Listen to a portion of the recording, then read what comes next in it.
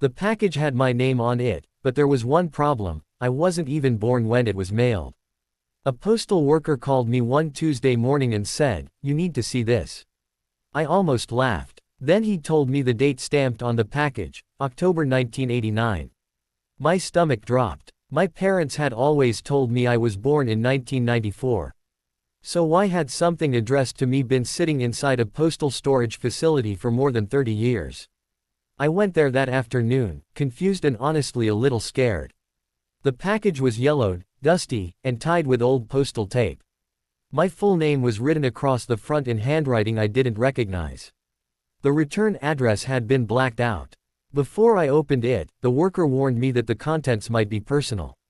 He had found it during an inventory of old undeliverable mail. If you enjoy stories where family secrets finally come to light, subscribe to Family Betrayal. And just so you know, the faces, photos, backgrounds, and scenes shown in this video are visual recreations meant only to help imagine the story. I opened the package with shaking hands. Inside was an old photograph, a hospital bracelet, and a letter dated 5 years before my supposed birth. The photograph showed my mother holding a newborn baby. Beside her stood a man I had never seen before. On the back of the picture were 6 words: "He deserves to know the truth." I stared at those words until they blurred. My mother had always said my father was the only man she had ever loved. But the photograph suggested something completely different. Then I noticed the hospital bracelet. The name printed on it wasn't mine. It was another name. And suddenly, I realized the package wasn't proving that I had been born earlier. It was proving someone had spent my entire life hiding who I really was. I drove home with the package sitting on the passenger seat, but I couldn't bring myself to open the letter. I kept thinking about that photograph.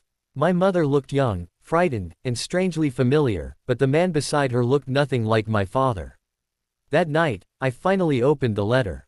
It began with, "If you're reading this, then someone failed to tell you what happened." My hands went cold. The writer explained that in 1989, my mother had given birth to a baby boy. The baby had been placed in the hospital nursery while she recovered. According to the letter, a hospital employee later told her the baby had died. But the writer didn't believe it. He had discovered that another family had taken home a baby from that same hospital under suspicious circumstances. The paperwork had been changed, and several records mysteriously disappeared. I stopped reading. My parents had always told me they struggled for years before having me in 1994. They even had a framed photograph from my supposed birth year. But now I wondered whether that entire story had been created to cover something much bigger. The letter contained one more shocking detail. The writer claimed he was the baby's biological father. The man's name was David. I searched old family boxes until I found an envelope with the same name written on it. My father had apparently kept it hidden behind an old cabinet. Inside was a photograph of David. It was the same man standing beside my mother. I felt angry, betrayed, and completely lost. How could my father have known him? Why had my mother never mentioned him? Then I found a second letter. This one was written by my father. It contained only one sentence: "I did what I had to do to keep our family together." That sentence changed everything. But it didn't explain the worst part. It only made me realize that my father wasn't hiding the past because he was ashamed. He was hiding it because he was afraid I'd discover what he had done. I spent the next morning trying to convince myself there had to be another explanation. Maybe the letters were wrong. Maybe David was lying. Maybe my father had simply been protecting my mother from something painful. Then I found the hospital record. The record showed that a baby boy had been born to my mother in 1989. The name had been changed, but the mother's information matched perfectly. I sat at the kitchen table staring at the page. I wasn't born in 1994. I had been born 5 years earlier. The truth hit me so hard that I couldn't breathe for a moment. My entire childhood suddenly looked different. The birthday photos, the stories my parents told, the hospital bracelet, even the scars on my mother's wrist that she always said came from an accident. I called my mother. At first, she denied everything. Then I said David's name. There was silence. Finally, she whispered, "Your father promised me you'd never find out." I asked her what happened to me. She began crying. She told me that after I was born, my father discovered that David was my biological father. My parents were already married, and my father was terrified that losing me would destroy their family. When the hospital records became confused, he used the situation to convince everyone that I had died.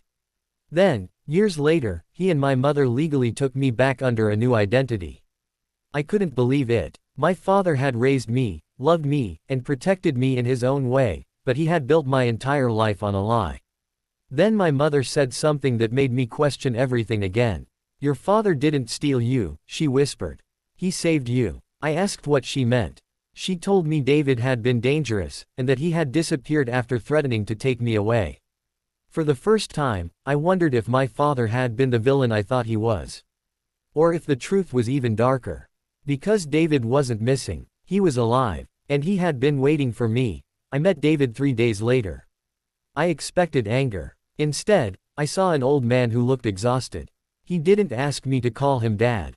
He didn't blame my parents. He simply placed a second envelope on the table. Inside was the final piece of the truth. David had not disappeared because he was dangerous. He had left because my father threatened him with prison using forged documents and false accusations. David had spent decades trying to prove what happened, but every official record had been altered. The package from 1989 was his last attempt to reach me. He had mailed it to the only address connected to my mother's family, but the package was never delivered. Somehow, it survived all those years. Then David showed me something I never expected, a letter from my mother written in 1990. She had known the truth.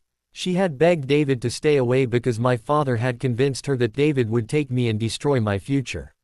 My mother had spent decades believing she was protecting me. My father had spent decades believing the same thing. And I had spent my entire life believing neither of them had anything to hide. I never got the perfect ending. There was no magical moment where everyone apologized and everything became normal. My father was already gone, so I never got to ask him why he chose a lie over the truth. But I finally understood something. Sometimes family secrets aren't built from one terrible decision. They're built from hundreds of frightened choices, each one making the next lie easier. David gave me the package. I gave him the photograph. And before we parted, I told him he had a son who finally knew his name. That was enough for both of us.